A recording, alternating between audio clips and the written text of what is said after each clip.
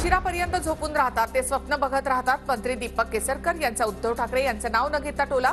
तर आम्ही लवकर उठून लोकांसाठी काम करणारे लोक, केसरकर यांची प्रतिक्रिया. जे लोक उशिरापर्यंत झोपून राहतात त्यांना स्वप्न पडतात आणि ही स्वप्न कधीच खरी ठरत नसतात. त्या बाळासाहेबांचा आदर्श घेऊन आम्ही लोक काम करतो आणि आम्ही हे जनतेसाठी करून दाखवू, महाराष्ट्राला नंबर 1 करून दाखवू. रोहित पवारांनी भंडाऱ्यामधून लोकसभा निवडणूक लढवावी. भाजप खासदार सुनील मेंढे यांचं आव्हान. मोठ्या फरकाने निवडणूक जिंकण्याचाही सुनील मेंढे यांच्याकडून विश्वास व्यक्त. रोहित पवारांनी इथे यावं आणि निवडणूक लढवावी. त्यांनी जो कोणी आपला विरोधक म्हणून येईल त्या सगळ्यांशी भक्कमपणे निवडणूक लढू आणि मोठ्या फरकाने निवडणूक जिंकू. महाराष्ट्रामधील पाणबुडी प्रकल्प रद्द झालेला नाही. वैभव नाईकांकडून खोट्याचा आधार घेऊन प्रकल्प गेल्याचं वक्तव्य. निलेश राणेंचा वैभव नाईकांवर आरोप. हा प्रकल्प रद्द झालेला नाही. पहिलं महाराष्ट्राचा प्रकल्प वेंगुर्ल्यामध्ये होणार आहे. हे जे काही खोटं आमदार वैभव नाईक म्हणतायत, हे खोट्याचा आधार घेऊन जर कोण आमदार अशी टीका करत असेल तर हे चुकीचं आहे. सर्वाधिक आमदार निवडून आमचा मुख्यमंत्री होईल ही आशा. काँग्रेसचे नेते विजय वडेट्टीवार यांच्याकडून विश्वास व्यक्त. तर ज्या पक्षाचे सर्वाधिक आमदार त्यांचाच मुख्यमंत्री होणार, वडेट्टीवारांचा दावा.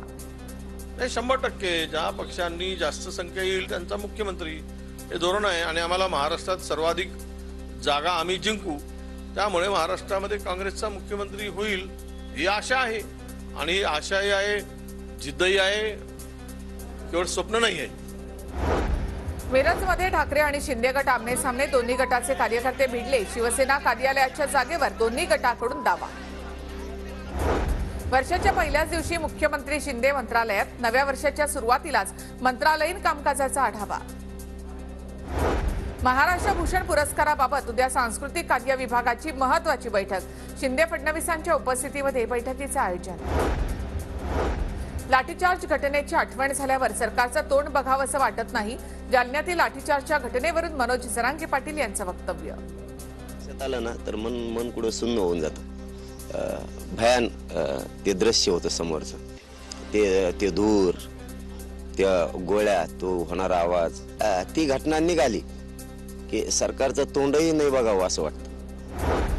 20 जानेवारीच्या आधी आरक्षण दिलं तर मुंबईला येणार नाही, जरांगे पाटलांकडून स्पष्ट. पण आमचं 20 जानेवारीचं फिक्स आहे, त्याच्यात कसलाच बदल. हा, तुम्ही जर कायदा पारित केला तर मग मराठी विचार करू, कारण आम्हाला मुंबईला आरक्षणासाठी जायचंय ना. 20च्या आत तुम्ही आरक्षण दिलं तर आम्हाला हाऊस थोडीच आहे मुंबईला यायची. आरक्षण मिळाल्यावर सर्व मराठी अयोध्येमध्ये दर्शनाला जाणार. मनोज जरांगे पाटलांचं. मराठा समाजाला आरक्षण मिळावं यासाठी प्रभू श्रीरामाचरणी साकडं. आरक्षण भेटले की जरांगे पाटील दर्शनाला जाणार. हा, सगळ्यात मराठी जाऊन आम्ही एकदा आमच्या लेकराला दिलं. रामांचंच वचन आहे, रामांचेच विचार आहेत आणि अन्यायाविरोधात लढाईसाठी गेली ती श्रीलंकेपर्यंत.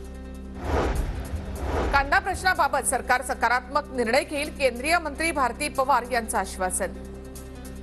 जसा जसा आवक वाढते त्या दृष्टीने सरकार सकारात्मक निर्णय घेईल आणि आम्ही देखील यासाठी वारंवार पाठपुरावा करत आहोत. माझ्या भावना शेतकऱ्यांबरोबर आहे. निवडणुका डोळ्यासमोर ठेवून राम मंदिर उद्घाटन सोहळा केला जातो. जयंत पाटील यांची सरकारवर टीका.